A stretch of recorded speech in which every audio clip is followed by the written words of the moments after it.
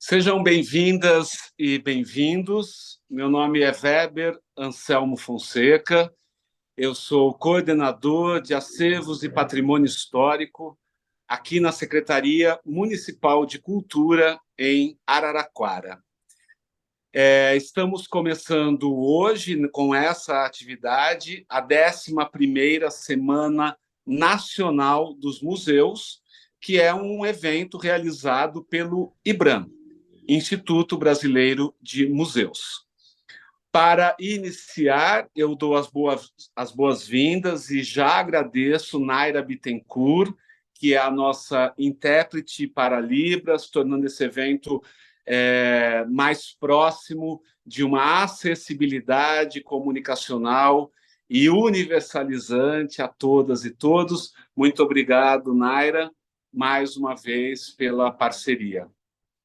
A convidada de hoje é a Ana Paula Lepori. Ela é uma arquiteta, urbanista, especializada em políticas públicas, a quem eu dou aqui as minhas boas-vindas. Seja bem-vinda, Ana Paula. Olá, muito obrigada. Bom, eu estou trazendo a Ana Paula por vários motivos. Primeiro, pelo conhecimento dela em parte desse assunto que a gente vai tratar hoje. Conheço a Ana Paula há muito tempo, fomos parceiros de universidade na Unesp em Bauru. Eu não vou ficar discorrendo o currículo, mas fique à vontade, Ana Paula, para posicionar e pontuar coisas que sejam importantes. Não fica aquela descrição biográfica muito extensa. Também, de antemão, eu vou colocar, porque nós temos uma vida já como parceiros, como amigos, construindo pensamentos, arte, políticas públicas juntos, cada um num ambiente. Então, eu tenho uma tendência a chamar a Ana Paula de Paulinha ou de Pabla, porque realmente mais da metade da nossa vida acho que a gente já estamos juntos. A Paulinha está lá em Santo André, onde ela reside atualmente. Então, essa intimidade que vai acabar nascendo seria muito engessado eu ter que chamar a Ana Paula de Ana Paula, porque ela é a Paulinha ou a Pabla. Então, eu não vou conseguir me controlar, porque as duas vezes que eu tive que falar já foi difícil aqui para mim. A Semana Nacional dos Museus é um evento proposto pelo IBRAM. Então, é uma celebração que está tendo no Brasil inteiro nesse momento, e a gente tem participado com a frequência desde o início dessa gestão, em 2021, e o IBRAM ele propõe um tema para ser discutido, que é regido pelo ICOM, que é o Conselho Internacional de Museus. O tema desse ano, que está proposto para a semana, é Museus, Sustentabilidade e Bem-Estar, cumprindo aí parte desse protocolo da ONU dos Objetivos de Desenvolvimento e Sustentabilidade.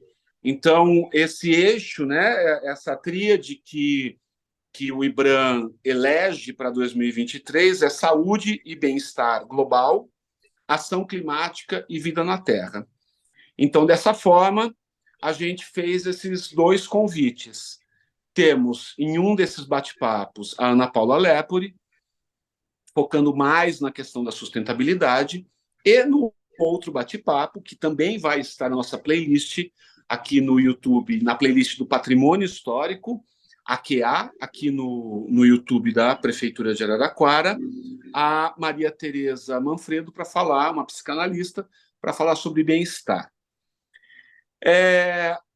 Seguindo o modelo de outros anos, aqui dos anteriores, em Araraquara, toda a parte de museologia e acervos, o que inclui a biblioteca, para além de acervos fotográficos, fonográficos, a própria biblioteca, né, arquivo histórico, perdão, está dentro desse guarda-chuva chamado Coordenadoria de Acervos e Patrimônio Histórico. Então, a ideia de patrimônio histórico, de patrimônio cultural, é muito presente na nossa gestão.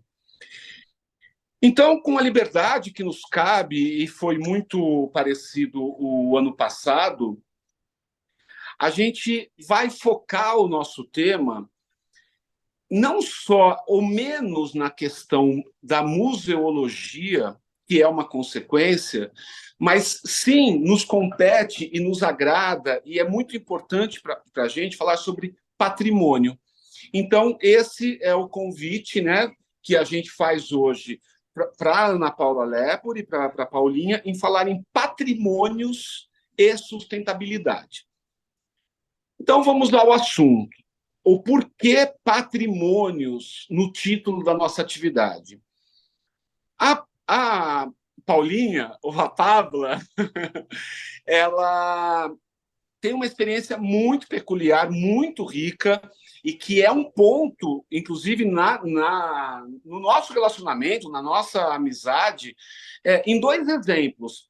Ela pode trazer outros aqui, mas tem um trabalho muito significativo feito na Vila de Paranapiacaba, e daqui a pouco ela contextualiza isso melhor para a gente, e um mapeamento do território de Paraty e sua grande extensão, né, continental, litorânea, insular, né, a parte ilhas de Paraty, que é muito grande, ela também contextualiza, onde ela realiza um levantamento desse patrimônio cultural.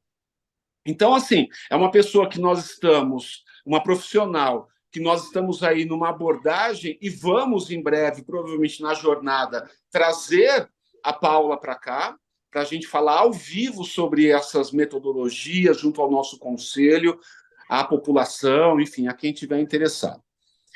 Então é isso. Mais uma vez, seja bem-vinda, Paulinha, e eu gostaria que você abrisse, nos dando esse panorama da sua experiência. A gente está aqui para ouvir, e conforme você for trazendo essas informações, eu sou muito curioso, apesar de saber de todo esse caminho, eu vou te interpelar com alguns questionamentos para a gente construir esse pensamento conjunto. Seja bem-vindo. Bom, primeiro agradecer pelo convite, pelas palavras, pela nossa amizade, né, por essa troca de tantos e tantos anos, décadas, né, de amizade, mais de metade da nossa vida, realmente. Né? Então, é um prazer para mim imenso estar falando com você. Eu que vejo você como um gestor público de mais alta qualidade. Então, para mim é um imenso prazer e uma alegria imensa a gente estar conversando e trocando, colocando as nossas conversas para outras pessoas compartilharem, né? Das nossas conversas, das nossas inquietações, né? Que a gente tem, que a gente divide, que a gente se anima e que a gente fica, e a gente xinga também, né? Né? Aquela relação muito visceral que a gente tem com a política pública e com o saber, né? Então, para mim é um imenso prazer a gente estar fazendo isso e compartilhando com outras pessoas, né? Eu acho que, assim, a questão do patrimônio e da sustentabilidade, elas estão intrinsecamente ligadas, porque a gente está falando de formas diferentes, de caminhos diferentes, mas de uma mesma coisa que é futuro, né? Então, eu acho que o patrimônio, né, a memória, nos leva para algum lugar de futuro, ou a ausência de memória também nos leva para algum tipo de futuro. Né? E a sustentabilidade é o que garante essa permanência nossa no tempo de uma maneira mais qualificada. Né? Então, eu acho que são duas estratégias para se falar do futuro que queremos. Né? Então, eu acho que isso ele é importante de permear vários diálogos nossos, né, e da sociedade, porque a ideia que normalmente as pessoas têm de patrimônio é como algo referente ao passado, né, como algo que já teve um valor e que hoje, porque teve um valor no passado, está ali no presente e a gente o suporta, a sua existência, né? E para mim essa é uma ideia muito equivocada de patrimônio, né? Porque se ele chegou até ali e ele teve um motivo, a gente tem que continuar dando motivos para que ele continue existindo, né? A gente tem que dar motivos para que ele continue fazendo sentido para as nossas vidas, né? Então, tanto no caso de Paranapiacaba, né, que você citou, como no caso de Paraty, é esse olhar do patrimônio como algo, como um caminho para um futuro, como um alicerce, uma base, como um futuro também desejado, que foi considerado, né, esse lugar dele num outro tempo que não é o passado. Né? Então, depois acho que a gente pode ir falando um pouco mais, citando um pouco exemplos, mas eu acho que é legal a gente partir desse ponto, né? Quando a gente começou a conversar sobre esse tema, eu lembro que eu te perguntei, mas você quer que eu fale de obras, né? De sustentabilidade, de obras sustentáveis, né? De museus sustentáveis, né? O que é exatamente? E aí a gente foi desenvolvendo o assunto e tal, porque eu acho que a sustentabilidade, né, a partir das técnicas, dos materiais, das energias renováveis, do reuso de água, do papel zero, todas essas coisas são só ferramentas de materialização do conceito de sustentabilidade, não é a sustentabilidade em si. A sustentabilidade, quando a gente olha para um patrimônio, né, para um edifício histórico ou para um patrimônio natural, né, que pode ser uma unidade de conservação, né, é a capacidade de dar futuro para aquilo. Então, eu entendo a sustentabilidade relacionada ao patrimônio, quando a gente garante, né, quando a gente dá para esse patrimônio, seja ele material, imaterial ou natural, que a gente dá essa capacidade de sobrevida, né, de tirar desse lugar dele do passado ou de algo estanque num tempo, para dar a ele essa sobrevida, né, essa vida para além daquilo que ele foi pensado, porque às vezes também as pessoas, nessa questão de patrimônio e tal, elas confundem um pouco todo edifício histórico, falando agora de edifício, tem que virar museu, né? Não, se fosse assim, a Europa estava ferrada, né? Porque, né, ia ser todos os edifícios iam ser museus de alguma coisa. Não, a vida segue, né? Eu acho que é importante a gente olhar para um edifício histórico, entendendo que ele pode ter outros usos, né? Ele pode ser um hospital, ele pode ser uma loja, ele pode ser o que a vida demandar dele, né? Então, às vezes também, aí eu acho que bate um pouco nas legislações e no conceito de patrimônio como algo excessivamente preservacionista, é que limita a vida daquele edifício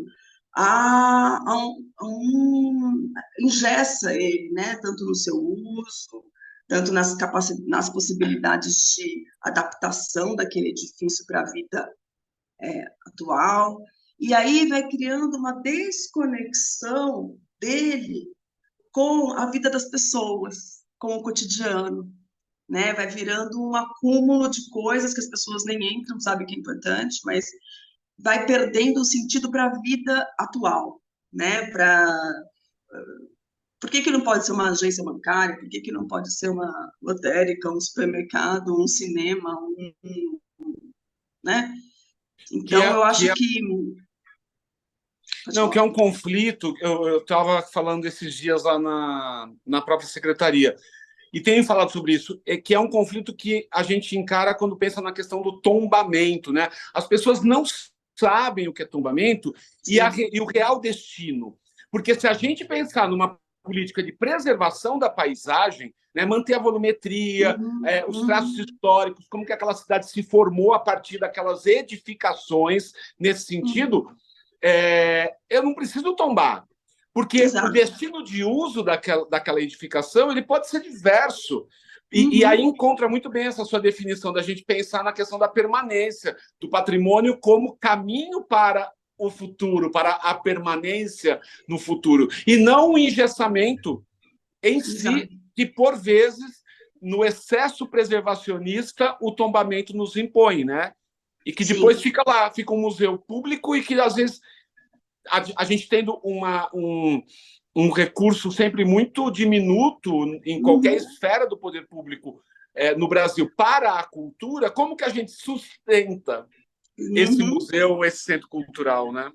Exato. E como se fosse essa obrigação somente do poder público, né? Quando você cria umas regras excessivamente protecionistas, você afasta daquilo do cotidiano das pessoas e da capacidade das pessoas e do uso daquilo, do sentido daquilo para a vida, né? Então, quando você cria, e eu vejo isso muito nas legislações, né? Por exemplo, agora eu colocando o caso de Paraty. Paraty é um município que tem 1.000 tipos de legislações preservacionistas, de alguma forma, é um território muito, com muita legislação, tanto ambiental como patrimonial, né, de preservação daquilo ali.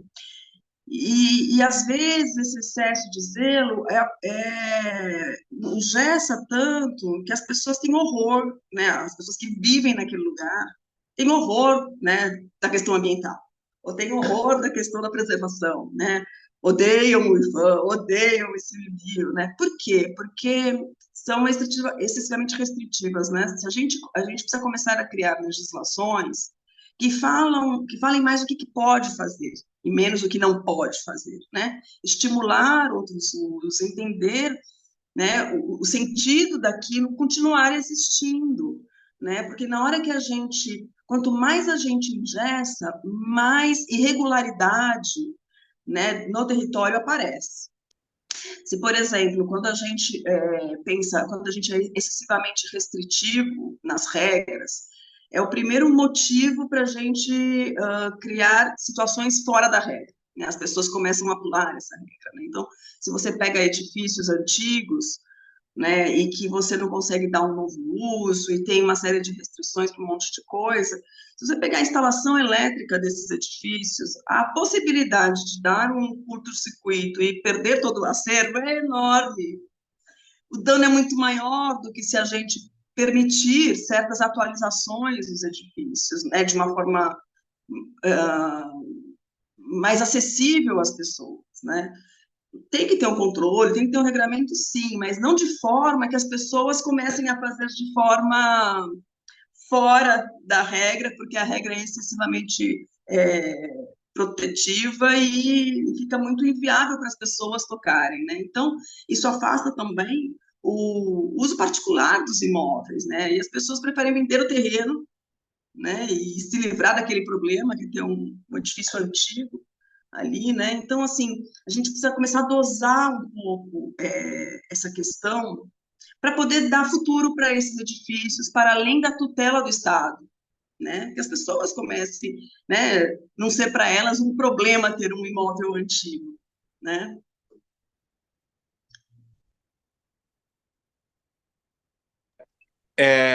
Aproveitando que você já citou aí Paraty, conta um pouco desse projeto, desse mapeamento, né? O que foi feito tecnicamente nessa observação do território, porque aí a gente pode pensar, e essa museologia que está viva, né? Uma museologia muito responsável.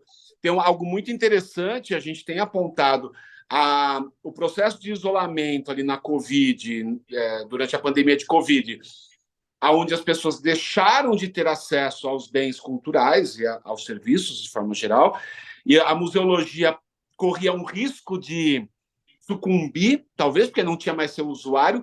Ela ganhou 1.000 recursos, né? Abertura de acervos, digitalizações, quer dizer, o museu está aí, a museologia está não é nem renascendo, ela está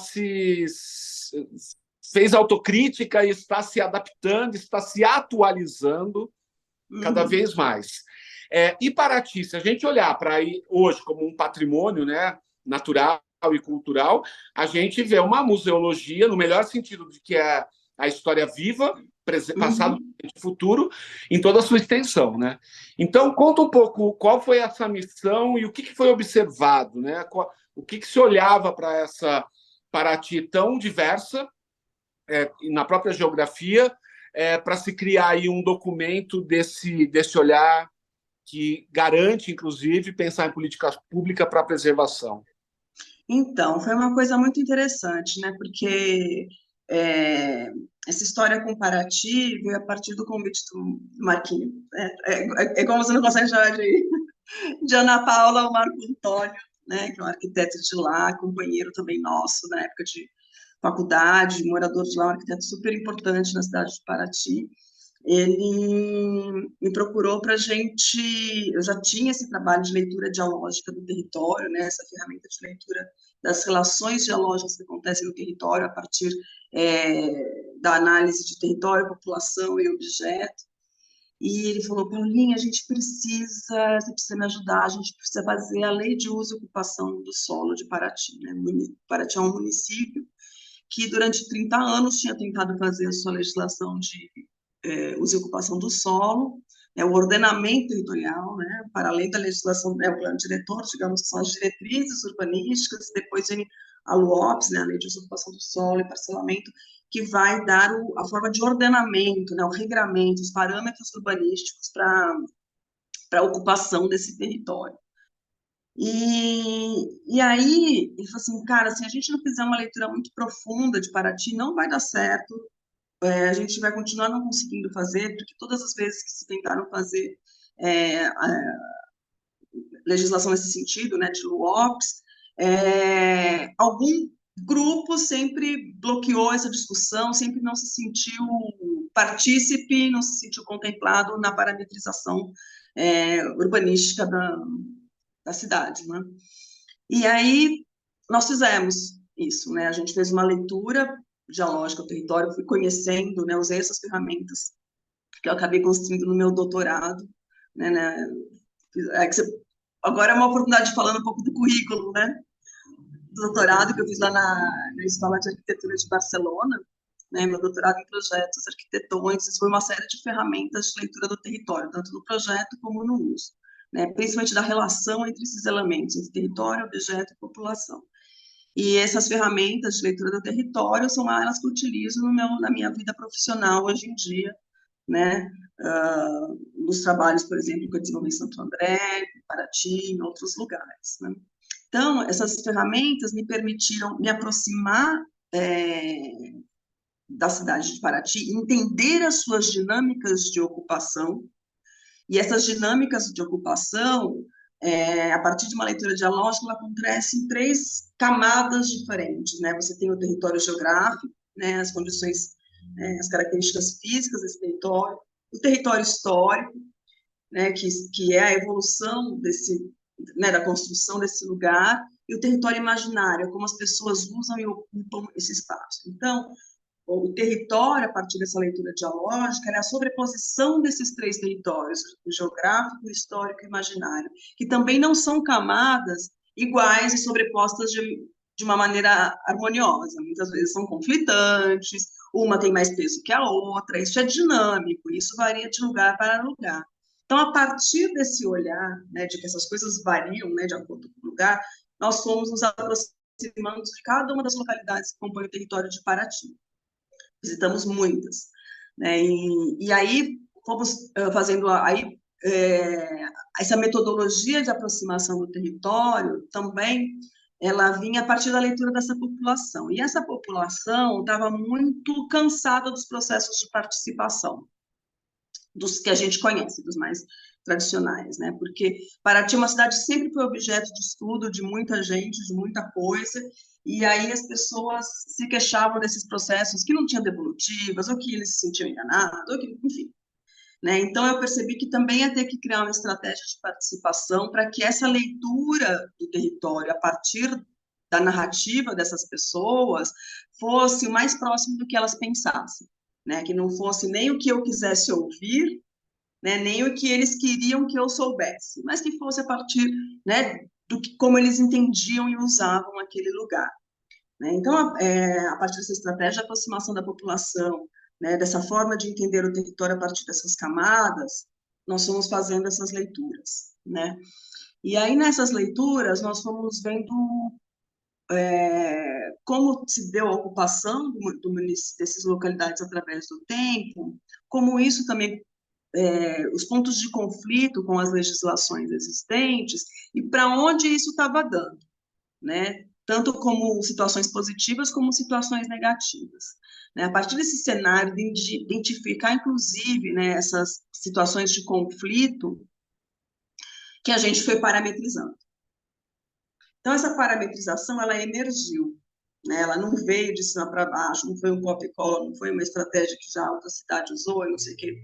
Porque a maneira né, da leitura dialógica, cada cidade vai ter a sua estratégia, né? A forma de aproximação ou os elementos que você vai considerar predominantes não são sempre os mesmos, né? Cada uma vai ter a sua história para contar, vai ter a sua potencialidade que está ali latente e que a gente só precisa tirar algumas capas para poder observar e orientar.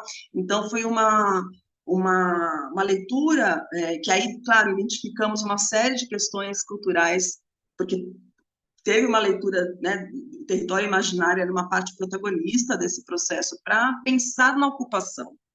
Qual era a parametrização mais adequada, mais justa? Justa no sentido de medida, né? Não de justiça, mas justa no sentido de qual a dose para cada um desses lugares, né?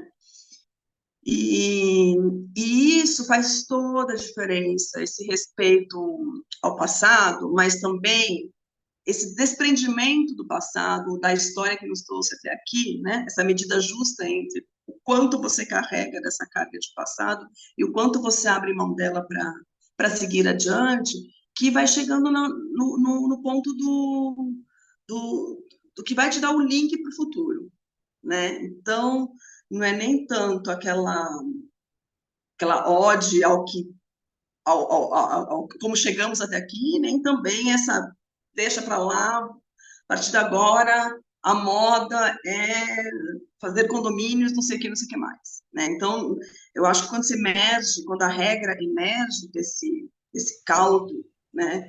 E também te liberta, né? Te põe numa análise crítica dele, te liberta para você dar esse passo ao futuro. Tem um texto que eu acho ótimo, assim, que eu li no doutorado, acho que foi no doutorado, ou no mestrado, não lembro direito, mas tem um texto do Nietzsche, o Nietzsche que é aquela figura sempre tão densa, é um texto até do Nietzsche alegrinho, eu não sei o que aconteceu nele naquele momento da vida dele, que chama da utilidade e da inconveniência da história para a vida, uma coisa assim. Acho que é da utilidade e da inconveniência da história para a vida. E eu falo que ele está alegrinho porque ele faz ele coloca a história, ele dá o peso dela, mas também tira o peso dela ao mesmo tempo. Tipo, cara, senão a gente só vai viver no passado, né? Então, assim, eu acho que encontrar a medida justa, né, a dose certa, equalizar bem, né, essa questão entre como chegamos até aqui, para onde a gente quer ir, é o que garante o sentido do patrimônio. Não garante o edifício, garante o sentido, porque as pessoas vão andar na rua e vão saber por que aquele edifício está ali preservado, né? Não vai ser uma coisa, tem um museu lá que eu nunca vi, que eu nunca entrei, né? Sei que existe, está lá, mas não tem nada a ver comigo, né? As pessoas não se identificam com aquilo, né? Então, eu acho que é essa medida justa que vai dar essa característica das pessoas entenderem por que ele está ali. E aí não precisa tanto preservar, né? Tanto regramento né? Nesse trabalho, né, nessa você falou da questão das narrativas, né? Então, nessas camadas geográficas, a histórica e a imaginária, esses dados foram coletados a partir de entrevistas, é isso, a partir Sim. da relação com o cidadão que convive numa determinada comunidade, enfim, no município Paraty. Sim, também.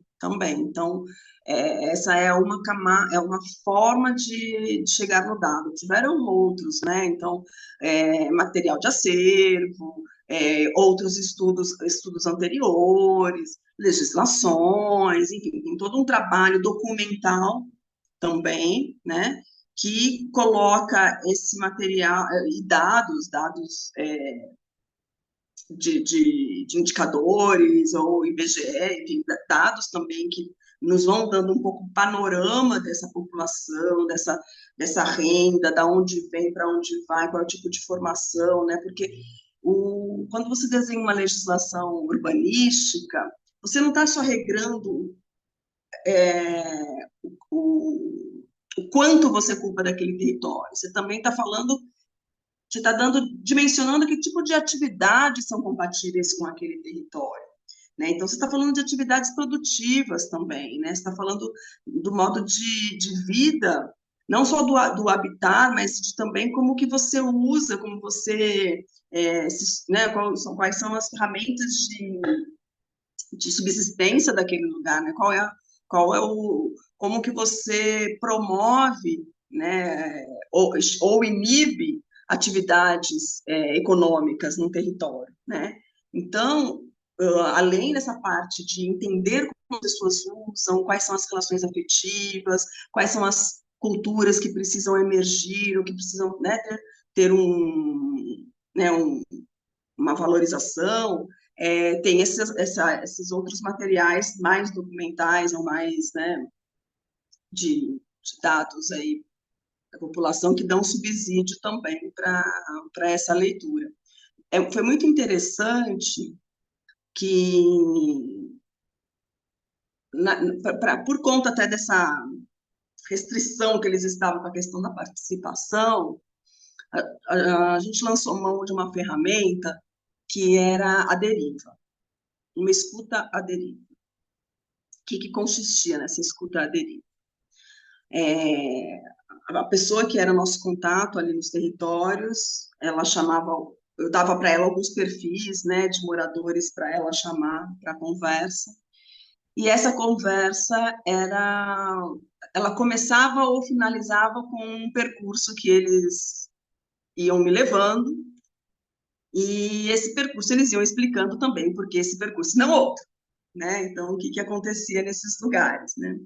E foi ótimo, porque isso deu uma relaxada, né, nas pessoas, elas ficaram ali mais cômodas, né, do que ficar lá falando com uma câmera bem posto, não sei o quê.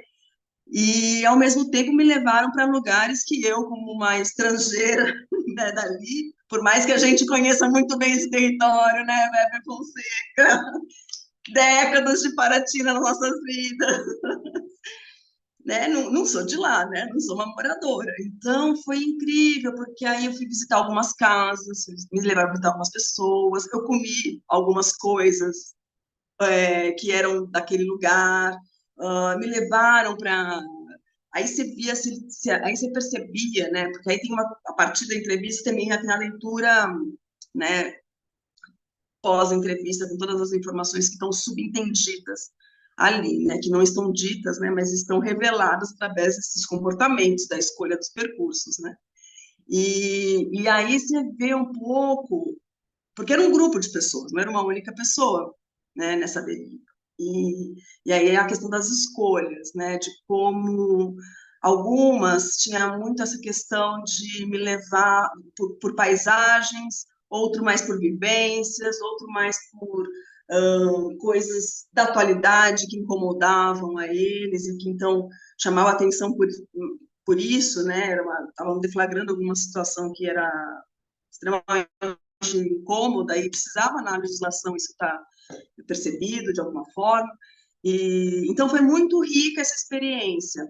Se eu tivesse feito um processo de participação mais, né, nos moldes mais convencionais, de você fazer lá um grupo focal, essa riqueza de informação não teria emergido, porque eles estavam muito já de saco cheio desses processos, né? Então, isso daí trouxe uma riqueza de depoimentos e de imagens muito bacana. Outra coisa que a gente, por conta até desse perfil, tinha um fotógrafo que me acompanhava, né, para ir registrando esse tal, né, e eu ia gravando, né, então tinha, eles não estavam falando para um vídeo, então tem os áudios e tem as imagens, né, que ajudaram na construção, né, desse material, porque se eu fosse fazer também com filmando e tal, também naquele momento não ia rolar, né, não ia ser uma coisa espontânea e tão enriquecedora como foi, então me levaram para ver fotos na casa de uma pessoa, e passeios de barco, e vem comer a banana que não sei aonde, vem tomar essa pinga que meu primo que faz, que tem não sei que erva de não sei da onde, sabe? E tudo isso deu muita informação para entender por que aquele território estava sendo ocupado daquela maneira e não de outra, né? Que eu acho que é a gente, quando a gente faz assim, a gente deixa de idealizar o lugar, né? Por muito que a gente conheça, a gente tem uma imagem ideal de Paraty, né? A gente não mora lá e a gente não vive né, as questões diárias, e por isso que foi tão importante tirar, né, esse véu da cidade, uau, que a gente ama. Até tem várias coisas aí, assim, muito interessantes. É, até porque, mesmo que uma pessoa que esteja nos assistindo não conheça Paraty, ela tem como informação um centro histórico. Ou ela Sim, viu foto de alguém que foi em frente à casa colorida, com a porta e a janela colorida, né? Bem instagramável. Então, mesmo que a pessoa não conheça. Quando a vida de Paraty, a vida cotidiana, porque depois você pode explicar melhor, mas é um perímetro, ali é uma área muito grande, né? Tá ali desde Angra até Trindade, que é onde faz divisa com São Paulo, né? uhum, A vida ela não está nesse centro histórico. É claro que há vida no centro histórico, é uhum, claro que há muito de uma camada geográfica, histórica e uma imaginária, mas a imaginária ela é gigantesca ali. Há sim, pessoas que vivem, há pessoas que vivem a famílias seculares no centro histórico, mas não é. Né? Nós estamos falando sim, de uma Paraty que sobe o morro, uma Paraty que sim, adentra o mar, está nas sim. encostas, né? E uma Paraty de conflitos fundiários que a gente, desde o centro histórico, não tem nem ideia, né? Sim. Então, e conflitos fundiários antigos, não é nem uma questão. Que é cientista, né? Que é desde o começo, né? Sim, sim, sim, sim. É, Cartorária, capitanias hereditárias, né? A gente tem esse tipo. total, total, total. É muito louco quando você vê, né? O Marco Antônio falava, tem tanto os contratos de posse, né? As escrituras, e tal, é tão bagunçado que ele mesmo falava assim. Paulinha, minha amiga, se a gente juntar todas as escrituras de Paraty, dá maior que o estado do Rio de Janeiro, né? Se a gente colocasse uma do lado da outra, sobrepôs, né, com as áreas, daria. Né? Então, existe uma questão fundiária fortíssima, né?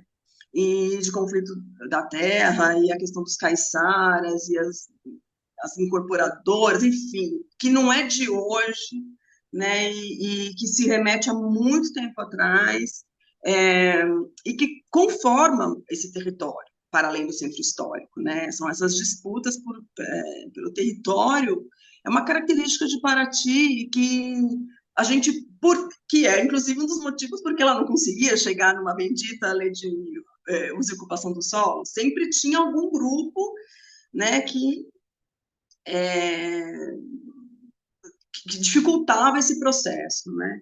E foi muito interessante que, assim, em um ano, Weber, a partir de uma leitura, olha como o processo de leitura de um território, mesmo sendo para criar uma legislação urbanística, que todo mundo, quando olha, acha que é uma coisa extremamente técnica. Ela é técnica, mas ela traduz formas de ocupação. E essas formas de ocupação não são técnicas. Elas são muito mais afetivas, são muito mais fundiárias, não são de poder e tal, do que técnica. A técnica vem para pôr uma certa regrinha numa coisa muito mais complexa, né? Então, quando você faz uma ferramenta técnica, que é uma legislação desse tipo, a partir de uma leitura que é muito técnica, mas não é a técnica, digamos, matemática, lógico-matemática, mas a partir do olhar sobre a cultura, né? Sobre emergir esse território, finalmente quem habita, como habita, por que habita, para onde vai, para onde quer ir. O que aconteceu? Em um ano, a gente fez o estudo, fizemos todas as conversas oficiais e extraoficiais, né, as audiências e tudo mais, construímos uma Câmara Técnica e tal, e aprovamos na Câmara por unanimidade, em duas votações. A lei. É, por quê? Porque as pessoas, mesmo quando algum regramento não as contemplava completamente, elas entendiam o processo de por que era aquela regra e não outra. elas se viram lidas ali naquele processo. Até porque teve muita gente que acompanhou. Imagina, lá você joga um negócio desse e cai que nem uma bomba. Um monte de gente participou desse processo da Sim. elaboração da lei, né? Então, não foi um processo feito naquele momento às escondidas, muito pelo contrário, né? Como ele foi tão aberto, ele foi tão de uma escuta ativa, né? Ele não foi no formato tradicional, mas ele teve uma escuta ativa que fez com que não fosse inventado esse parâmetro, né? Esse parâmetro realmente ele Sim. emergiu a partir dos diferentes modos de ocupação, que você mesmo falou, insular, costeiro, né, a parte do interior, né? Você tem comunidades ali completamente rurais dentro de Paraty, né? Você tem outras de pescadores que só, mesmo estando na costa, só chega de barco, né? Que você não tem acesso por terra.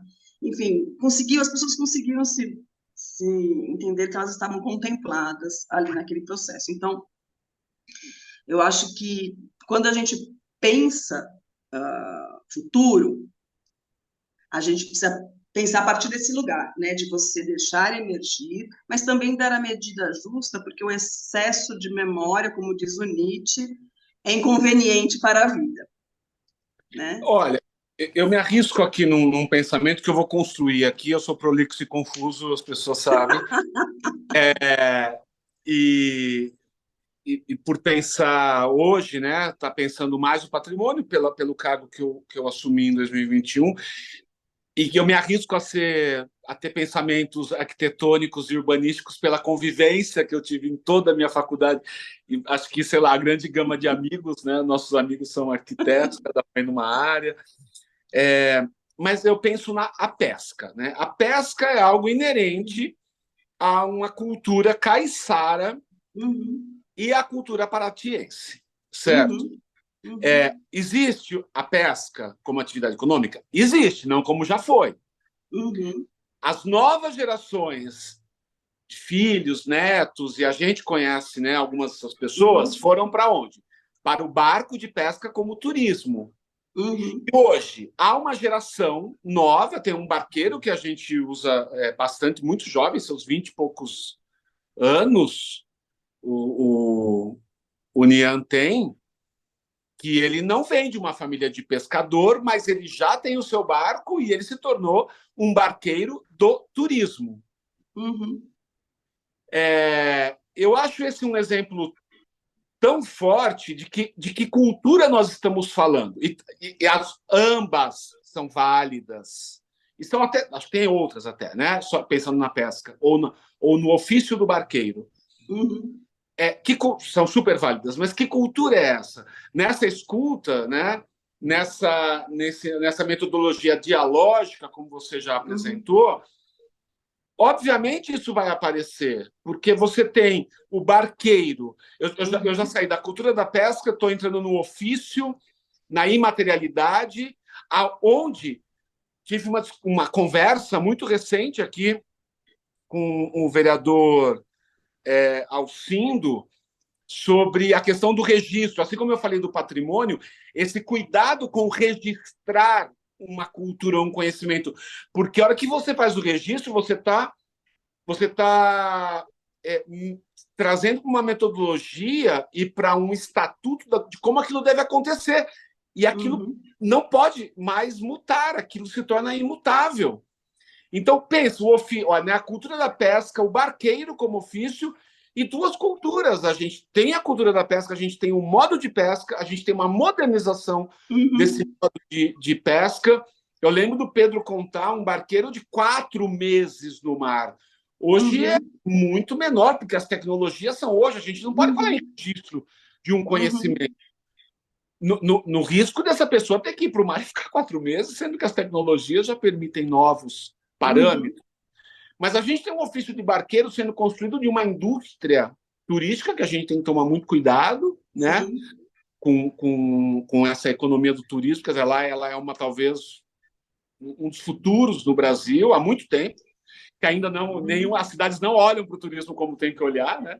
uhum, Mas é isso, é um patrimônio É, eu vivo, ao ar acho, livre, e que eu tem que acho ser. que eu acho que assim, a história da humanidade nunca foi uma história harmoniosa, sempre foi uma história a partir de conflitos e sobreposições, né? A gente, né, não é uma coisa não sucede a outra de forma tranquila, né? Sempre tem conflito, tem disputa de espaço, de poder, de, enfim, né? Tem sempre uma disputa envolvendo e esses processos que vão dando né, esses saltos aí né,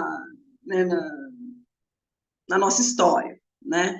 Então, essa questão da pesca, não só da pesca, da produção de barcos, né? E do turismo, e o turismo de massa, enfim, são questões que estão em disputa de espaço, né? Quem está perdendo nesse momento? A pesca, né? A pesca artesanal, até porque você tem também a pesca comercial, que ela é muito agressiva, né? Não só na costa de Paraty, mas em todo o território, que são aqueles barcos enormes, que leva tudo, enfim, que é uma escala de pesca que também é muito agressiva. Então, assim, todas essas forças estão ali disputando o espaço. Como fazer com que aquelas que são que colocam aquele lugar no mapa, né? O que colocou Paraty no mapa? Esse molde de vida tradicional, a pesca artesanal.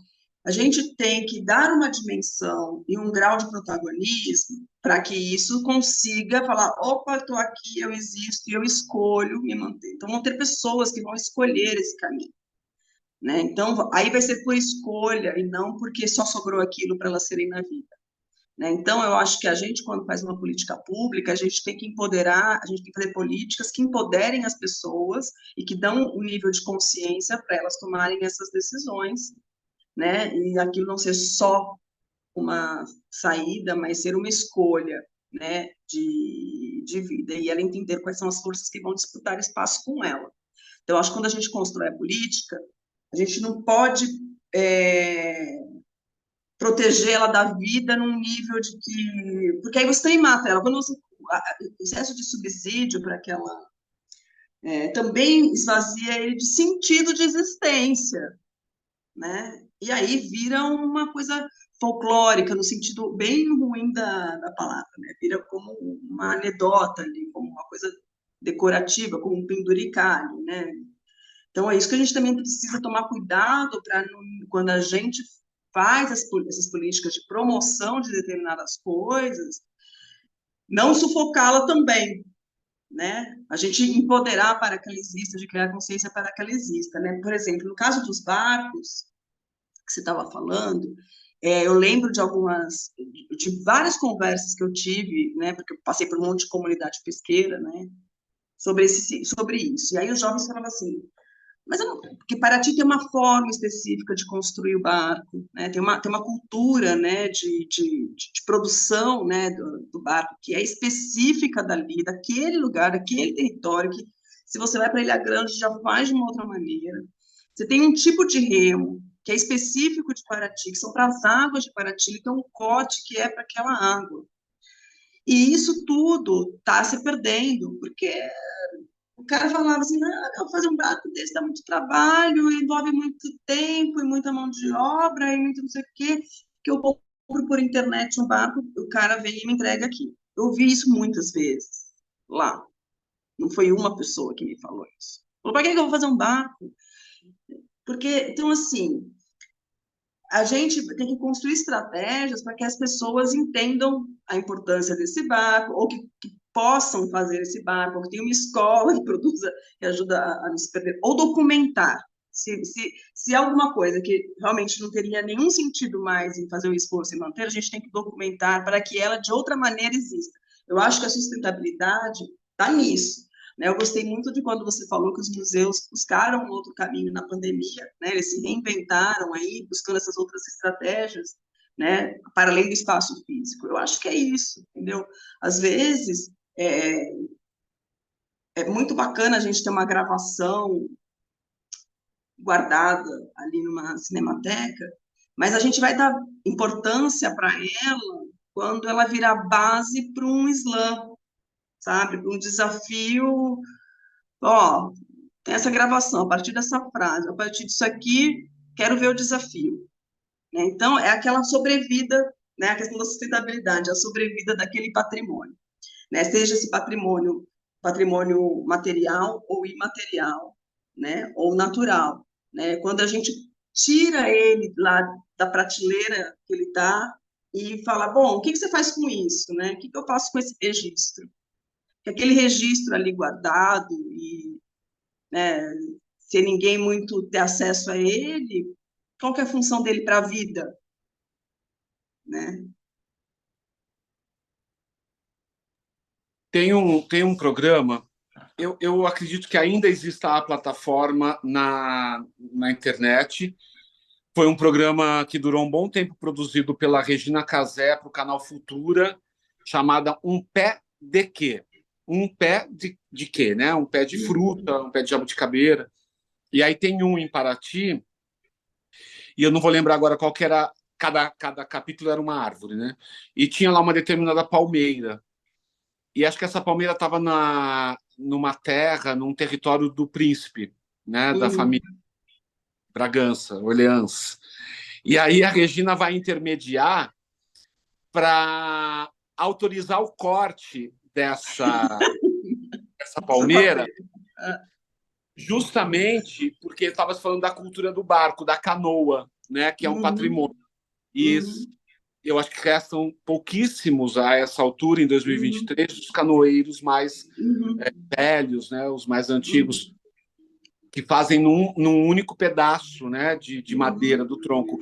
E, e é muito interessante isso, né? Porque a gente está falando de um patrimônio natural, de uma preservação natural da árvore, que ela é importante, mas dentro de uma perspectiva sustentável da cultura canoeira, eu vou chamar assim, uhum, aquele espécime era de palmeira era fundamental para a manutenção da cultura da canoa para que pudesse ser feita, né? Então são paradoxos, são dilemas, mas que é muito importante pensar nisso, né? Porque a muito, dinâmica da vida, como você falou, a história ela é feita do conflito. Não somos, né, sim, nós, sim, sim, sim. né? E é o único lugar onde a história faz sentido, né? Para a vida, É. né? Porque ela tem que fazer sentido para a vida. E eu acho que a gente vive hoje uma desconexão total né, do valor da história para a vida, né? Então, assim, ou a história está lá, então os historiadores lá, herméticos, no seu processo ali de documentação de algo, ou as pessoas estão vivendo a vida e ignorando os processos históricos, e aí a gente vive essas loucuras que a gente viveu, entendeu? De ciclos se repetindo, porque a gente não dá conta, né? Não toma posse da história, né? E aí a gente fica nesses loopings loucos na vida aqui do Brasil. Então, a gente precisa sair desse lugar dessa história socialmente protegida, hermética e como documento só, né? Ou dessa ausência total de história, como se a gente não tivesse um passado. Então, como é que você constrói um futuro, né? Como é que você sabe para onde você vai, se não sabe de onde você veio, né? Então, a importância da gente fazer, e a sustentabilidade, para mim, ela só pode partir desse lugar, sabe? Então, quando você pensa nas, aí a sustentabilidade ela precisa ser de buscar um futuro de uso, de material, de sentido, um futuro também de uma função simbólica nova. Né? Então, eu acho que a função simbólica do patrimônio, ela também precisa ser renovada. Também é uma, né, até ontem era uma coisa, hoje ela ganha uma outra capa, né? E quando você descasca uma parede, né, você vê todas as camadas, você vê todas as camadas que deram, né, que foram dando vida para aquele lugar. Então, eu acho que é a mesma coisa com a função simbólica, né? Então, precisa também ser renovada para garantir a longevidade, o sentido daquilo, até porque os nossos interesses mudam ao longo do tempo, né? Então, assim, as coisas que antes a gente entendia como fundamentais na nossa identidade, hoje são outras, né? E que podem, inclusive, até anular aquelas que a gente entendia anteriormente, né? E é isso que é a dinâmica da vida, é isso, né? E, né? Vida que segue o baile, né? Porque pode chegar uma informação nova que faz ressignificar o entendimento que se tinha sobre um Pois fato. é, e que maravilha, que delícia, né? Sim. E que delícia. Ó, assim, eu tinha certeza que o nosso papo ia ser muito. A hora que eu olho no relógio, não, eu não estou terminando. É porque eu acho que tem uma questão, acho não, tem uma questão nessa sua experiência, que eu acho que ela é muito importante, marcante para você com Paraty, porque aqui a gente tem discutido na coordenadoria, discutido, trabalhado, pensado, especialmente com a Alessandra Lima, que é hoje a nossa gestora de patrimônio dentro da coordenadoria, também uma egressa da arquitetura da Unesp Bauru, que já passou pelo desenvolvimento urbano aqui na cidade. A gente está aí construindo, né, cultivando uma lei de proteção da paisagem, e eu acho não, uma certeza, um fato, que essa experiência e a sua presença para a gente pensar essa escuta dialógica é fundamental. Por isso que na Jornada do Patrimônio, logo mais, a gente quer fazer algo mais algo ao vivo, trazer você junto com o nosso conselho, que é muito atuante, né? Porque a gente tem que pensar. Eu uso um exemplo muito próximo de mim, afetivo familiar, que existem as casas históricas, que todo mundo reconhece e entende patrimônio quando fala da casa antiga, da casa velha, e é comum a gente olhar para os palacetes, né, para os monumentos, aquilo que está ligado a uma classe socioeconômica abastada, mas eu tenho uma casa muito próxima, ou essa mesma que eu aluguei, que é uma casa de operário da fábrica de meias que é reconhecida, que tem seu tombamento, né, pelos órgãos de gestão de patrimônio histórico. Então a gente está pensando nessa lei que olha para essa casa comum do cidadão falar: nossa, minha casa é histórica. As pessoas elas não têm essa percepção, né? É. Então a gente vai continuar essa conversa, como você falou, isso que a gente conversa muito por sermos amigos, nós estamos trazendo aqui num formato democratizado para outros canais, mas trazer para um canal ainda físico, presencial, para nos ajudar a construir essa lei, eu chamo de lei de proteção da paisagem, porque é da paisagem. A gente tem árvores, 2 ruas com árvores protegidas por lei municipal.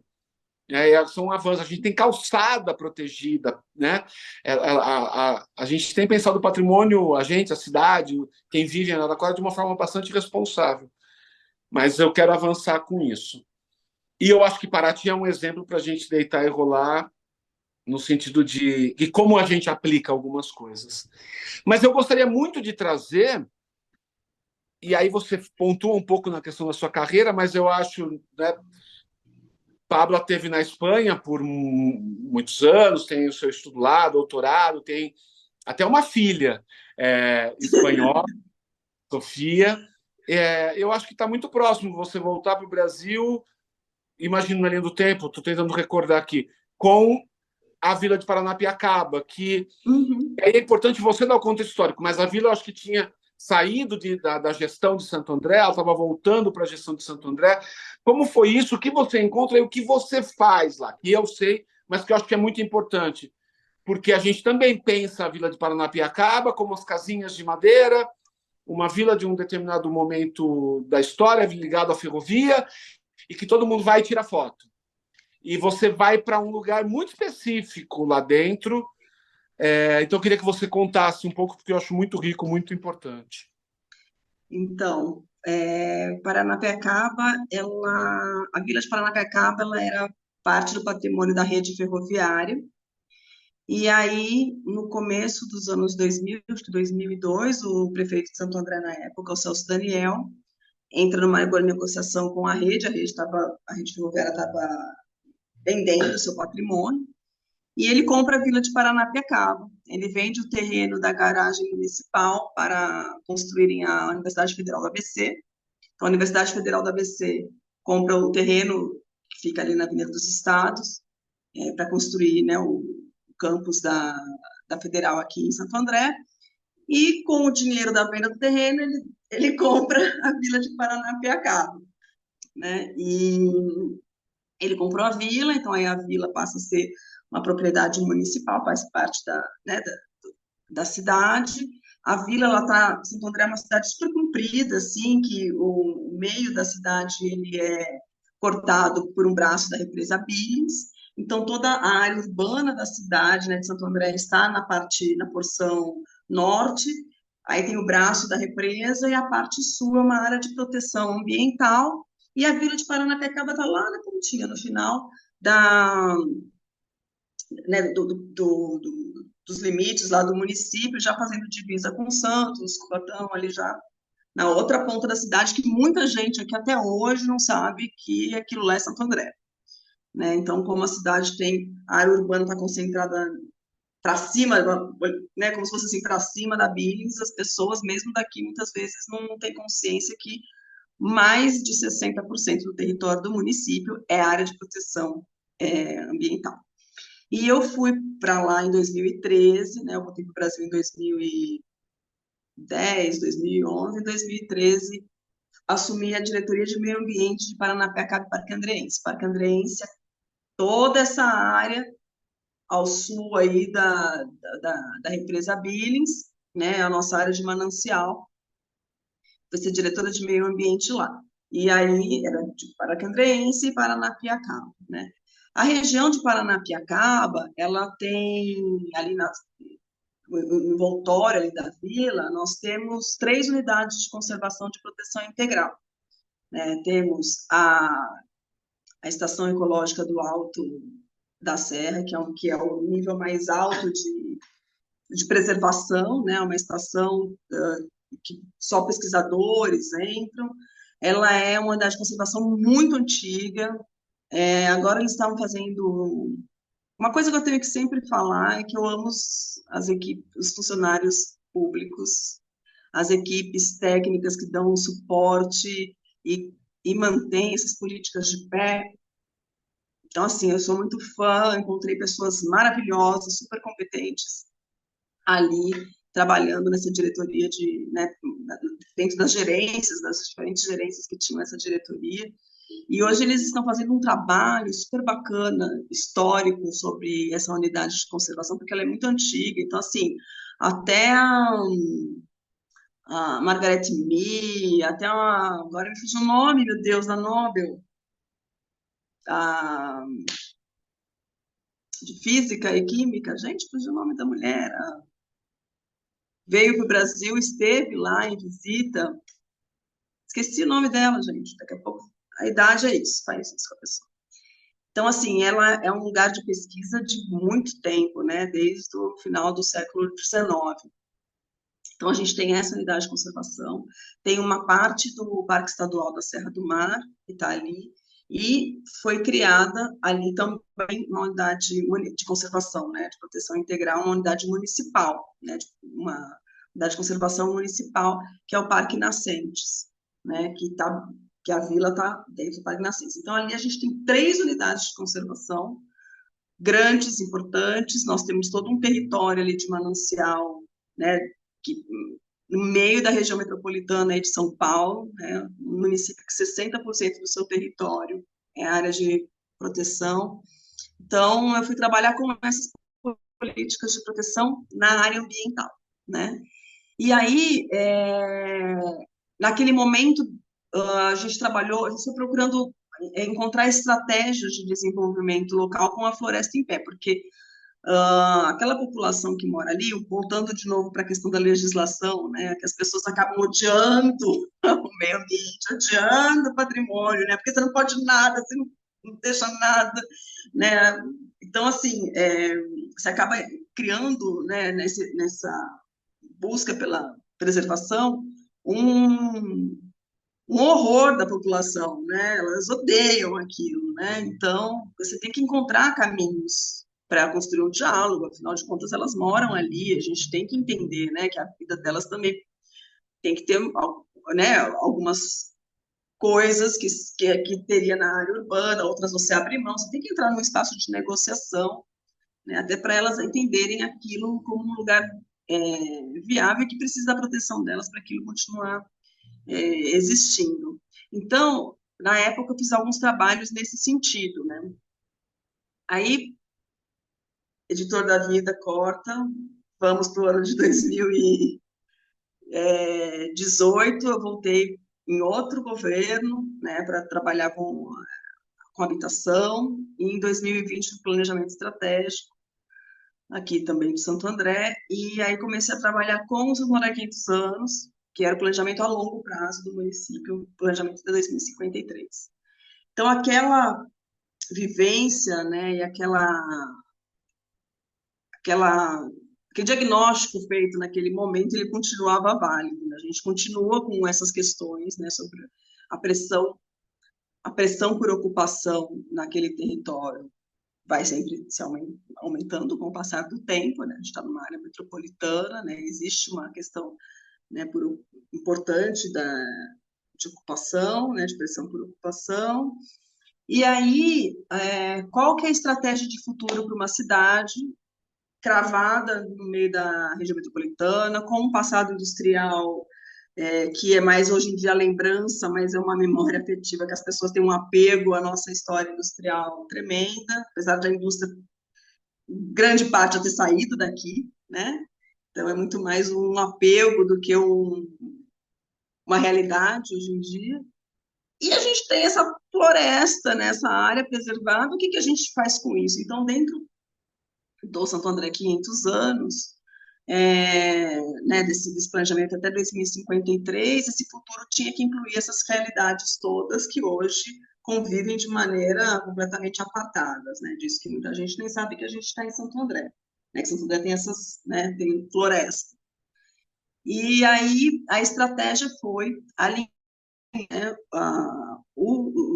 as metas e objetivos do programa, Santo André 500 anos, ele tem 4 eixos de desenvolvimento econômico, urbano-ambiental, humano e gestão e inovação, alinhar os 4 eixos às metas e objetivos do Acordo de Paris, né, que até 2050, essa cidade, né, estratégias de combate à mudança climática. E aí, a partir desse alinhamento, né, desses 2053 e 2050 do Acordo de Paris, se rediscutir das diretrizes para qual é o modelo de desenvolvimento que a gente quer, né? E não dá para desconsiderar 60% do território, né? Pensar numa estratégia só para, né, uma parte. E nesse processo, aí a gente começa a trabalhar de forma dialógica também a questão do patrimônio natural, né? Então, nós temos um patrimônio que hoje é visto muito mais como um problema ao desenvolvimento do que uma ferramenta de desenvolvimento. Então, a partir dessa mudança de olhar sobre esse contexto local, construir uma série de ferramentas para dar subsídio para a gente olhar para ele de forma qualificada. Então, vieram o inventário de gases de efeito estufa, o diagnóstico de cobertura vegetal, o plano de mata atlântica, são todas ferramentas, uma política municipal de créditos de carbono, né, de mercado de carbono, são todas ferramentas que vão falar assim, bom, a gente emite X na cidade, a gente emite mais do que a nossa capacidade de absorção. Nós temos um ativo verde aqui. Qual é esse tipo? Qual que é a saúde? O que é composto? O que vale? Quanto vale? Né? Para que serve? Quanto tempo dura? Qual que é? Então, assim, esse diagnóstico ele é muito importante para dar essa dimensão dessa massa verde como um ativo não financeiro ainda. O financeiro é essa modelagem a partir de uma política de crédito de carbono, né? E aí, estratégias, né, de desenvolvimento local a partir da floresta em pé, né? Porque hoje, por exemplo, numa conta de padaria, a gente emite mais do que a gente emite o dobro do que a gente tem a capacidade de absorver, né? Então, se a gente emite o dobro, mesmo tendo uma floresta, se a gente só absorve metade, né, da nossa, mesmo tendo uma floresta, quais são as outras políticas que a gente precisa desenvolver que vai chegar nesse número sustentável, né? Então, vamos ter que trabalhar a questão da frota, de veículos, né? Mudar a matriz energética, pensar. Então, só que se você não tiver esses dados como base, se você não estiver olhando a tua área verde como um ativo, como parte da tua política de futuro, então, qual o futuro que você está falando? Aí não tem, aí esse patrimônio, ele é um peso, assim como o patrimônio material né, para quem quer especular com o terreno, né? Ele vira um peso, ele vira um fardo, né? Então, e daqui a alguns anos, Weber, não haverá financiamento para cidades que não tenham políticas pensando na questão das mudanças climáticas. Ponto. Então, assim, os municípios que saírem na frente e se preparar e ir chegando, né, buscando um plano de uma cidade neutra em carbono, ou próxima disso, ou políticas mitigatórias ou compensatórias, tal, não vai ter dinheiro, entendeu? Não vai ter recurso, né? Então, recentemente, né, eu saí agora da prefeitura de Santo André, né, estou com outro desafio profissional, deixei, né, esse material para eles darem continuidade, e ficou uma outra coisa muito legal, que naquele momento eu nem achava que ia dar esse resultado, mas deu e eu fiquei muito feliz. Há uns meses atrás, o Ministério da Cidade, junto com a GIZ, com a cooperação alemã, eles lançaram um edital para as cidades apresentarem propostas de desenvolvimento urbano sustentável, né? Apresentarem projetos que tivessem algumas características, entre elas a questão da resiliência ao clima, né? Para que esses projetos vai ter uma mentoria ao longo dos próximos meses para transformar esses projetos em modelos de desenvolvimento urbano sustentável.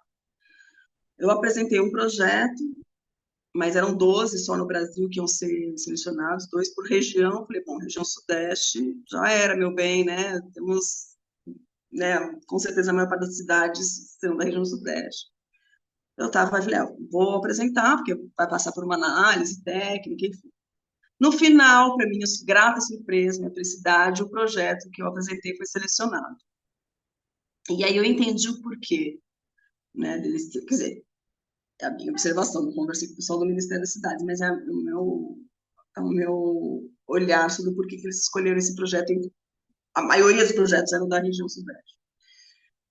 Primeiro, ele veio de uma resposta nossa a um TAC, um termo de ajustamento de conduta, né? Isso é uma realidade de muitos municípios, né? Os municípios têm TACs para resolver e a gente precisa resolver de uma forma mais assertiva, menos processual e mais assertiva, né? TAC.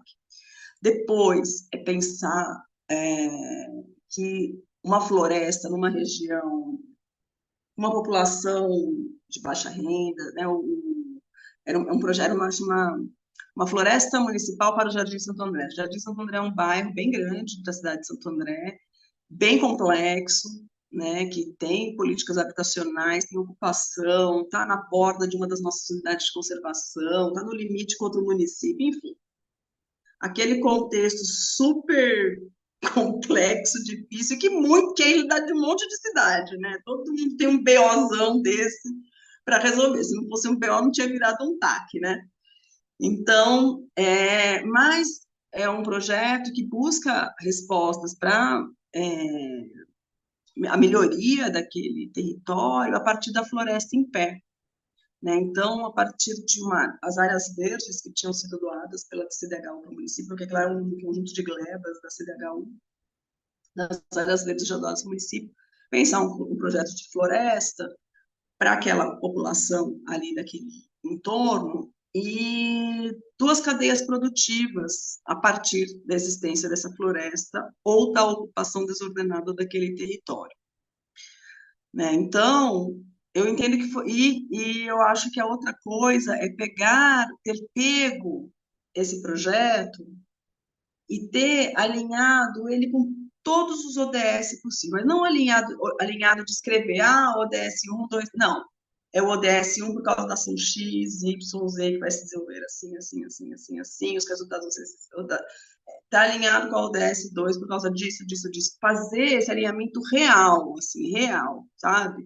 Não citar, não processual, né? Real mesmo, de falar, não, peraí, eu vou pegar essa cartilha, que a ODS é uma grande cartilha, e ao invés de encaixar, eu vou tentar desenhar um projeto a partir do entendimento da dimensão desse objetivo, né? Porque esse objetivo está aí para ajudar a gente, não para restringir a gente, não para a gente se encaixar nele, né? Ele está aí para nos inspirar ações, né? Eu acho que todas essas cartas, vou chamar de cartas regulatórias e de protocolos, a gente, de fato, quem está na gestão pública, mas também isso, as ODS também estão para as iniciativas privadas, né? Sim, É que seja uma, mas listar uma ação com métrica e capacidade de cumprimento, sim, né? sim. Acho que é fundamental. Tem uma, né, nesse panorama, né, que você coloca aí do projeto Santo André, como chama Santo André? Vocês vão ter 500 anos? 500 É, anos ou da floresta? oi? O da floresta ou são 500 anos a longo prazo? O 500 anos, Ah, é, você traz um relato para a gente, né, deixar, para linkar com essa temática do Museu Sustentabilidade e Bem-Estar, da Semana dos Museus, que na resolução do ICOM, ou do ICOM, né, do Conselho Internacional de hum, Museus, eles colocam entre aspas um conceito que é bem interessante, que é sobre a sustentabilidade e a implantação da Agenda 2030, né, que é muito que a gente está falando, transformando o nosso mundo, está no protocolo de Quioto de 2019, propõe que todos os museus tenham um papel a desempenhar na formação e criação de futuros sustentáveis.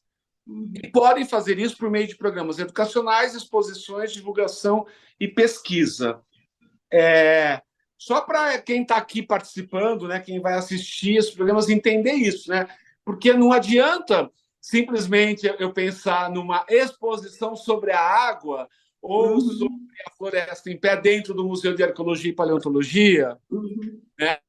Ou da cultura ferroviária dentro do Museu Ferroviário, uhum, é, porque aí seria só ilustrativo, né? Ele seria só uhum. alegórico. A alegoria é Sim, fundamental. Agora que eu faço sim. psicanálise, eu estou amando a alegoria. A alegoria ela é fundamental, mas é além, né?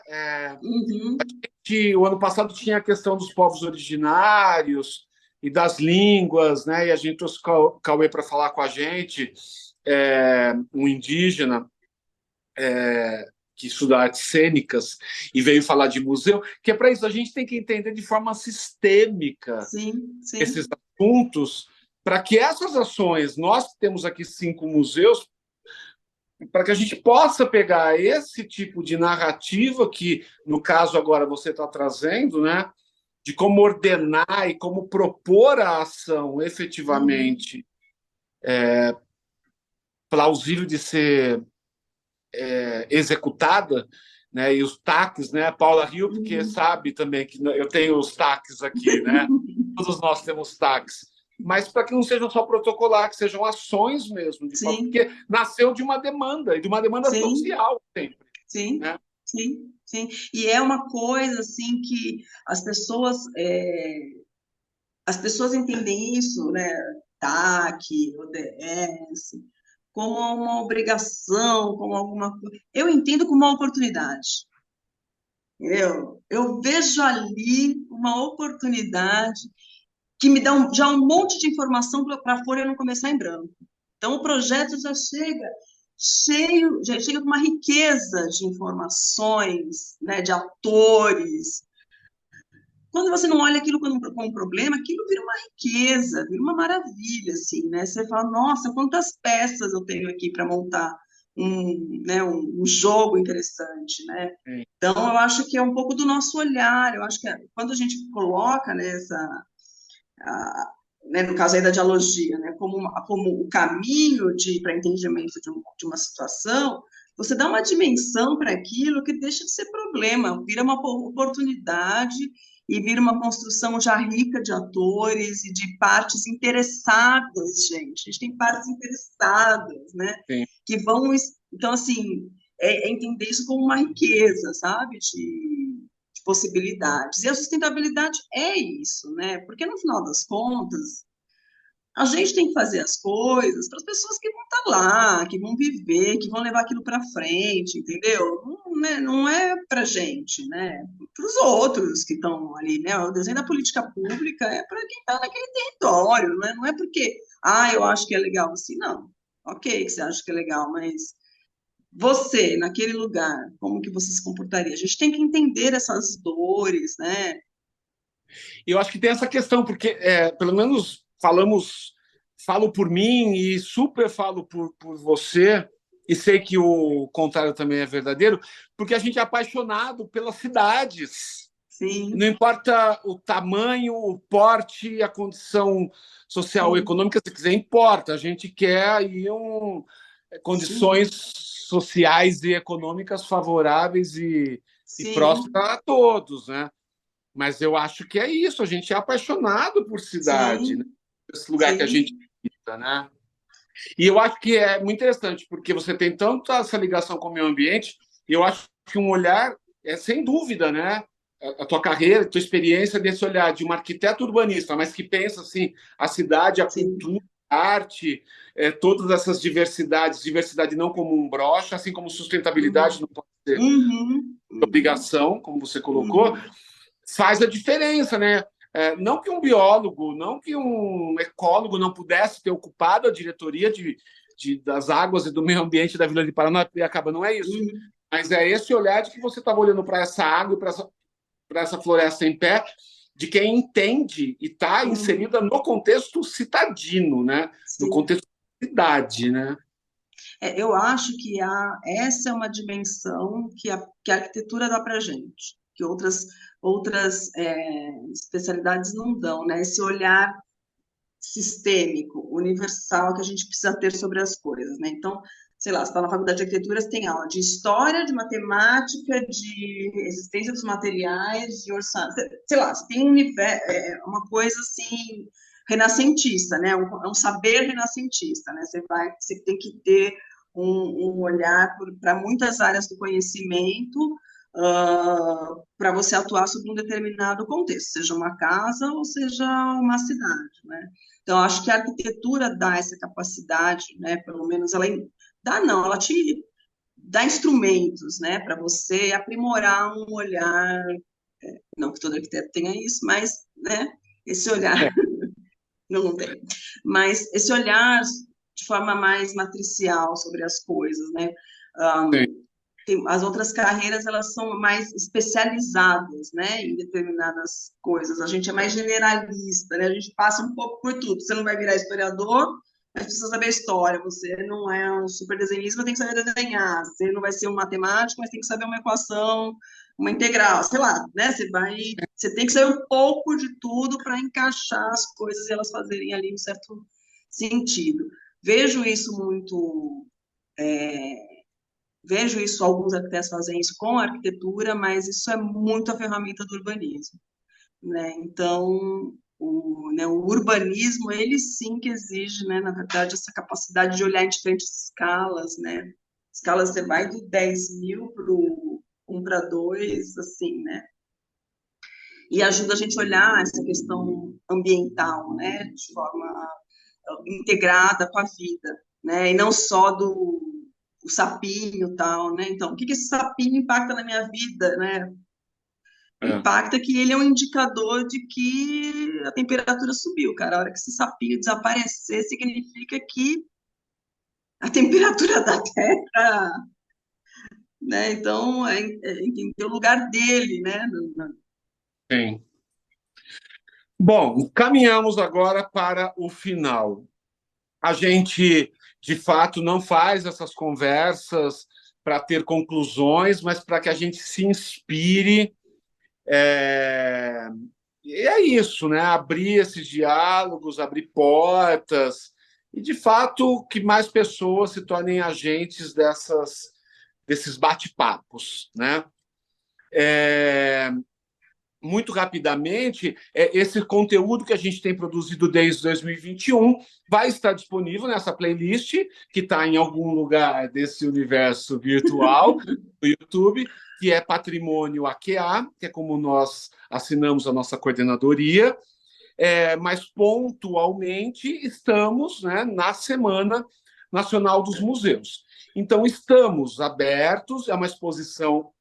Estamos o Museu Voluntários da Pátria, na Praça Pedro de Toledo. Já está com uma exposição temporária, mas que vai ficar por um tempo, mas estamos olhando e dando foco para ela nessa semana, e no sábado, até sábado, estaremos abertos ao Museu das 9 às 17, com a ocupação Mestre Jorge, que nós estamos dando um olhar para esse escultor negro, nessa proposta de contranarrativa que a museologia no mundo está se fazendo, trazendo o Mestre Jorge, que foi invisibilizado por muito tempo, não foi aquele artista que, na época, teve condições de cursar a Escola de Belas Artes, que é uma referência de patrimônio para a nossa cidade.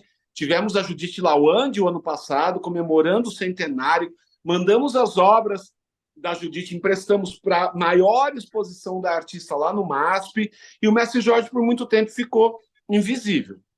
Ele já trouxeram ele aí em outras, né, outras gestões, não sou eu que estou fazendo isso, mas resolvemos fazer a ocupação Mestre Jorge. Desmontamos uma sala do museu de outra temática para só ter o Mestre Jorge ocupando, e espalhamos, distribuímos, melhor dizendo, obras do Mestre Jorge por todo o museu, no caminho, no pé da escada, em todas as salas.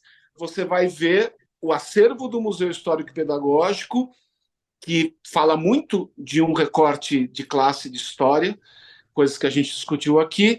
Você vai ver o Mestre Jorge dialogando com esse acervo. Então, sábado, estamos lá aberto das 9 às 17. Mas vai acontecer na Praça Pedro de Toledo uma feira, um coletivo de brechós que chama Quem Garimpa Acha. São muitos brechós participantes. As meninas do Quem Garimpa estão fazendo um trabalho, a feira mais afetiva nessa cidade, lindo. Então, e aí a gente está discutindo, sim, a questão da sustentabilidade, da moda, de como esse reciclar de estilo, de peças, de memórias estão presentes. E o Quem Garimpa Acha tem meninos, mas as meninas ali, o coletivo ele é bem feminino. As meninas têm feito um trabalho muito pontual, conceitual nessa perspectiva. Então, nós convidamos, e junto vai ter comidinhas, bebidinhas. Elas focam bastante no empreendedorismo da mulher, ou das mulheres em produção. Eu prefiro falar do que a palavra empreendedorismo. Com 2 shows. Às 14 horas, nós teremos o Bonde das Batuqueiras, batuqueiras, assim mesmo, com K, que são mulheres estudando a percussão, mulheres de todos os lados, faces, cores. Elas já estiveram com a gente num evento recente, vão fazer uma performance ali, um show musical, participativo, interativo, às 14 horas na praça.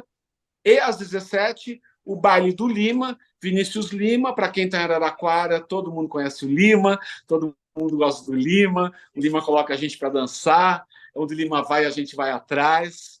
Então, a gente acha que faz parte aí de fazer um dia de celebração sobre sustentabilidade, e lembrando que a convivência, as nossas trocas são fundamentais para as nossas sustentabilidades, ou como disse a Pabla aí no começo, são caminhos para o futuro. Entender a sustentabilidade como caminhos para o futuro, e a amizade é fundamental para isso.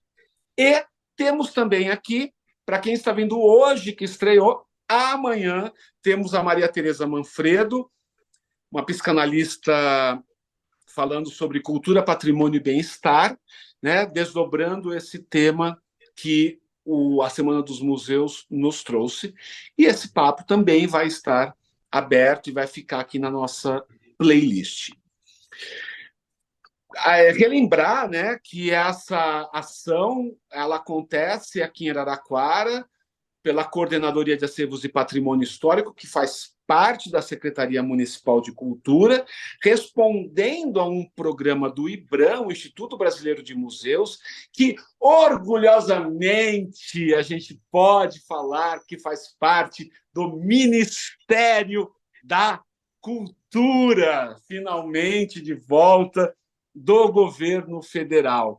Então, é muito importante dar esses nomes, né? Relembrarmos que temos essas estruturas para construirmos políticas públicas apaixonadas como essas que Pabla, Paulinha, Ana Paula Lepore e eu estamos conversando neste momento, que acontece de ser noite, mas que você pode estar assistindo de manhã. Agradecer muitíssimo às gerências que estão construindo esse evento esse ano.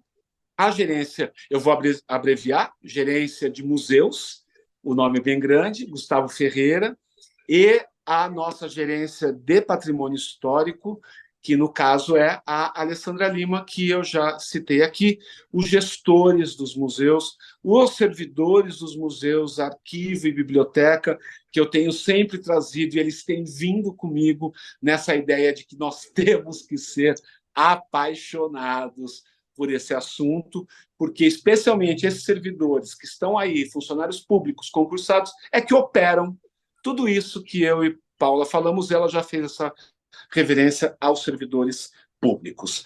Agradeço Naira Bittencourt mais uma vez por estar aqui conosco.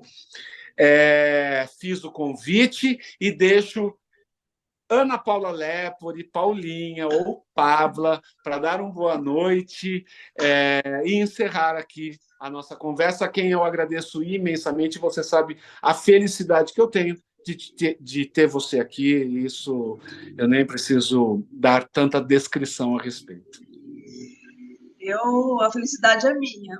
É uma alegria imensa fazer essa troca com você, aqui, compartilhando com as pessoas, ou só nós dois, em vários momentos, em Araraquara, em Paraty, em São Paulo, que a gente vai se encontrando por aí. Então, assim, para mim é uma imensa alegria e sempre estarei disponível para a gente fazer milhões de outras trocas, porque é sempre muito enriquecedor para mim estar com você. E dizer o imenso orgulho que eu sinto do seu trabalho que você está desenvolvendo aí. Eu sigo tudo no Instagram, vejo. Parece que o Weber tem 3 clones para dar conta de esse monte de ação. Assim, eu fico desesperada só de ouvir, porque eu sei o árduo trabalho que é por isso em pé. Então, assim, eu fico extremamente orgulhosa. Acho que para Araraquara o prefeito acertou em tê-lo aí nesse lugar tão estratégico, né? Então, nossa, acho o máximo. Sigo tudo, curto tudo. Eu falo que a gente é a ilha de Araraquara. Porque a gente consegue tem conseguido, né, fazer um trabalho de produção cultural bem intenso, e claro, devemos e muito, né, à secretária de Cultura, Tereza Telaroli, a Fundarte, que faz essa gestão. Nesse momento, acontece de eu estar à frente da Fundarte, mas a gente, a Fundarte e a Fundação de Arte e Cultura, né, elas caminham juntas há bastante tempo. Uma equipe, né, uma coordenadoria de cultura, a Carol Guimarães, as oficinas culturais que está aí fomentando agentes em todo esse território em rede, que é uma política, né? Hoje nas mãos da Rafaela Puca, e essa equipe enorme, né? Marcelo Gigante, por exemplo, que está aqui fazendo esse operacional para a gente. É a equipe, né, Paulinha? É o conjunto, né? É a equipe e a paixão pelo assunto, né? Isso que faz as coisas acontecerem. A gente sabe a dificuldade que é colocar as coisas em pé, né? A gente tem uma série de limitações quando a gente está, né, no poder público, mas, assim, a capacidade dos técnicos, né, desses servidores. Eu gosto muito mais a palavra servidor público do que funcionário público, porque eu acho que essas pessoas, elas têm uma vocação, né, do servidor, né? Então, eu gosto de chamá-los de servidores públicos, porque elas têm uma missão e elas são apaixonadas. Então, assim, eu sei que é importante ter uma equipe competente, mas acho que mais que competente, comprometida, né? E eu acho que você conseguiu, e você com essas múltiplas ideias e tal, ter toda essa gente para dar gás, eu só aplaudo a Araraquara e acho maravilhoso o trabalho que vocês estão fazendo aí. Eu parabenizo de novo. Muito obrigado, seja bem-vinda. Você já conheceu o nosso carnaval, venha conhecer nossas outras festas e atividades. Sim.